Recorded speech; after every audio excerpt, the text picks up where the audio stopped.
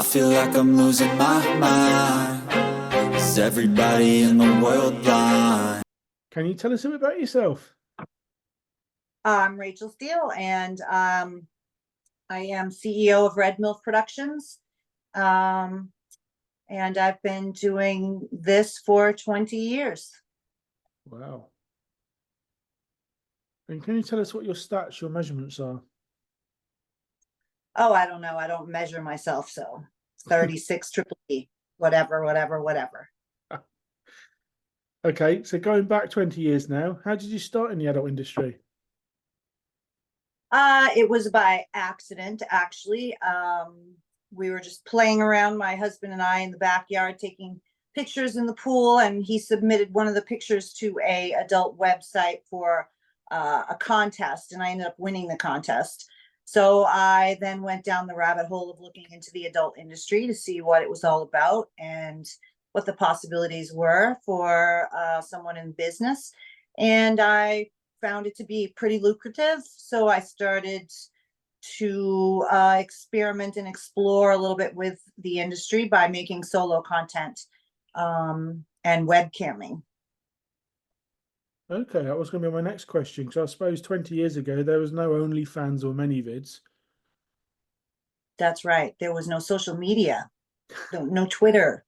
If there was, it wasn't being used widely, maybe by, businesses or something, but it was a totally different way of doing things without social media. I don't even really know how we did it. I ended up making content of my own and putting it on a website called Clips for Sale. They still exist today. They're big and very successful.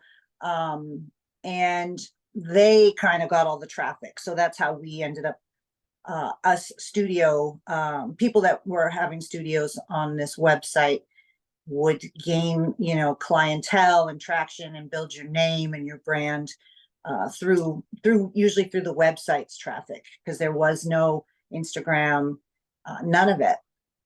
Yeah. So you'd be a great person to ask, how has the industry changed in 20 years? Well, social media, number one, is insane.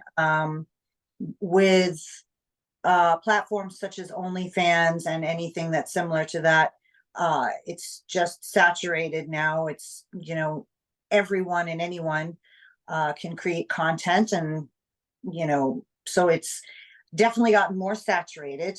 I don't know much about how mainstream has changed, because I have always taken pride in me being the CEO of my own production company. So I am in charge of who I shoot, when I shoot, where, and with whom. So the content all belongs to me. I have over 5,000 fetish videos and taboo videos.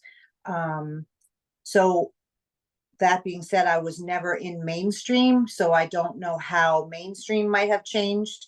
But from what I can see just by watching mainstream's trends, is that they've become more saturated as well. And they've become very trendy. Whatever's trending, they all follow it, similar to what social media does. Whereas back 15, 20 years ago, there was more artistry, more creative artistry, more storylines, just sort of a different kind of product. From what I hear, a lot of the changes seems to be the budget. A lot of production companies had a large budget years ago, whereas nowadays, it's not even a quarter of the budget. That could definitely be. It is very expensive to produce just a 20-minute video. If you have two people in it, boy, girl, it can be several $1,000s just to produce that one video, and then you throw it on your website and sell it for $20. Or, a lot of these larger companies are selling memberships for $5 a month or $10 a month, and all this content it costs thousands to produce. So yeah, that can be tricky. Yeah. I suppose one benefit of social media is it's easier to get a larger reach. Yes, social media definitely has its perks for sure. But for adult industry, I'm not so sure about that. My Instagram has been shut down 4 times. I'm currently setting up a 5th, but I have zero excitement. I don't want to put my effort, my time into it. I'd rather focus on my website with all my content that I produced and promote myself there. Instagram, I don't know. I've not gone against community guidelines. I'm very aware of what the community guidelines are, and there's no nudity, there's no sexual reference, there's no escorting, I don't know, what it is, algorithms or whatever, but it's really, social media is becoming more and more difficult for our industry to promote. Even people in the sex industry that are sexologists, that are couples therapists, that are mental health specialists, they can't use words to describe depression, sexual health. They can't use the word sexual on these platforms. So you've got medical doctors that cannot speak about sexual health. So we as adult producers are also struggling with that as well. Yeah, and that sort of leads into what we were talking about before we started the interview. What was that? I'm sorry, I didn't hear you very well. That leads into what we were talking about before we started doing the interview, about Instagram and YouTube and whatever. Yeah, yep. What do you enjoy most about working in the adult industry? I am a creative, so I have always been creative with all different kinds of mediums. Before I did the adult industry, producing films, I was a salon owner. I did that for 15 years. So, I've always had my hands in fashion and design and marketing and advertising and customer service. So that with this industry is the same. It's whether you're selling porn or shampoo, you're dealing with customers, you're dealing with time frames and ethics. So it's the business I really love. I really love the whole business end of it, and having a nice large clientele and making custom videos. It feels so I feel so accomplished when I can get all these custom videos done, and it's such an artistic challenge. Each video is different, coming from people, different minds, different stories. So I get to play all these different characters. It's like a fantasy world, really. It's playing dress up and making movies. It's really great. Where do you see yourself in 5 years? Exactly where I am right now. I'll still be shooting and I'll still be producing. I will probably be more established here in San Diego. I just made a move from the East Coast to the West Coast, and I'm in the process of purchasing a home and really setting roots here. And so once I get once I'm settled here, then look out, because then I'm going to be going to LA a couple times a month and shooting with lots new talents and coming up with some really crazy stories and a lot of new things to come. So in 5 years, you're going to see a lot of new Rachel Steele. Sounds good. Mhm. What surprised you the most since joining the adult industry? What has surprised me? I would say the lack of professionalism among producers and models, assistants, people not being on time, people not showing up for shoots, people not responding to you when you're texting or emailing or asking questions about business. This is business after all, and waiting days, weeks, seeing that they've read messages and you're simply asking about shooting. And it's business, and I've dealt with a lot of really unprofessional people. That's why I have always prided myself again on being my own content producer and being my own boss. So I don't have to deal with a lot of the unprofessionalism and the drama. That being said, there are amazing people in the industry too. So don't get me wrong. There's definitely amazing individuals, and I'm working with them all now. but probably unprofessionalism would be my biggest pet peeve. What's your favorite sexual position on and off camera? Oh, I don't really have one favorite. Just all it that's all in the moment. So when you're in the moment, whatever you're doing, whatever feels the best, whatever you feel like doing at that moment, that's the way it is. So I don't really have one favorite. Are there any sex acts you haven't shot yet but want to? No, there isn't. I've done just about everything, and everything that I've definitely wanted to do, I've done. So no, there really isn't anything that I haven't done that I would want to do. Okay. Which porn star do you most like to work with? I don't really follow mainstream, so I don't have any favorite porn stars. I'm not a porn star watcher. I'm very much to myself. I don't live the lifestyle. I am just my own person when I'm not working. And porn is not my world in my life. I have so much going on outside of porn. So I've got a few people that are lined up to work with, and I'm really excited about them. But they're not like famous porn stars. They're just people in the industry that are really cool, and I just want to work with really cool, down-to-earth people. Okay. So when you're looking at a performer to work with, are you looking at another performer with a website or OnlyFans or many vids? What's your sort of criteria? They would fall under all those categories because I feed all of those platforms. Each platform gets a little different something. So maybe OnlyFans would get shorter behind the scenes kind of raw footage, and many vids in my website, those would be getting more like full videos. Yeah. Okay then. Tell us a bit about your production company. Red MILF Production Company. And it's me. That's it. I'm the CEO. I'm the writer, the actor. I have a contracted partner who does the filming and the editing and helps with storylines too. Yeah, that's it. It's really a one-man show with a second person at the helm as well. What would you change about the adult industry? I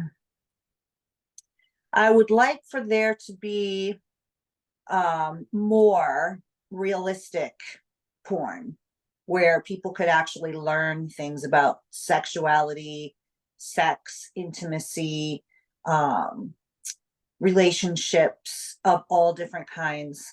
I really wish there was more realistic porn for people to go to. I feel that porn, you have to understand it's entertainment. So you're not going to learn a whole lot about sex and pleasure and all that by watching porn. So I kind of wish that there was some more passionate, real, raw erotica out there. Has the stigma around the adult industry affected you? Oh, yes, it's affected me all my life. I've been doing this for, again, 20 years. And just in the last 2 or 3 years, I've actually come out of the closet, so to speak. When I made my move from the Northeast to the West Coast, I decided, this is a new life. This is a new start for me, a different start for me. And I'm just going to tell people, anyone that is interested to know what I do, I'm going to tell them what I do, and I'm not going to try to judge the person first. Oh, are they going to be able to handle this? Is this going to make them uncomfortable? What are they going to think? So I just have come out of the closet as an adult film producer. And if somebody doesn't care for that, then they can just keep on walking. This will be interesting then. Are any sex acts taboo for you? Anything that's with someone that's not in any kind of consent. Yeah.